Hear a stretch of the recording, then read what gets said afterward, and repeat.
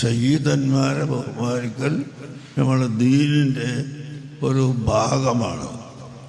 ഒരിക്കൽ മടവൂർ CM വലിയുള്ളാഹിയുടെ അടുക്കലേക്ക് ഞാനും അവയത്തെ തങ്ങളും കുഞ്ഞിബ്രാഹിം മുസ്ലിയാരും മൂന്നാളും പോയി. മുമ്പിൽ നടക്കുന്നത് കുഞ്ഞിബ്രാഹിം മുസ്ലിയാരാണ്.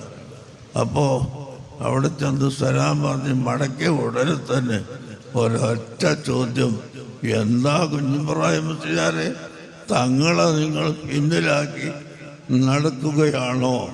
ഒരൊറ്റ ചോദ്യം ചോദിച്ചപ്പോൾ ഉടനെ തങ്ങളങ്ങോട്ട് കടന്നു ചെന്നിട്ട് പറഞ്ഞ്, ഞാൻ നടത്തിയതാണ്, എൻ്റെ ഉസ്താദാണ് അവർ, ഞാൻ അവരെ മുമ്പിൽ നടത്തിയതാണ് എന്ന് പറഞ്ഞു.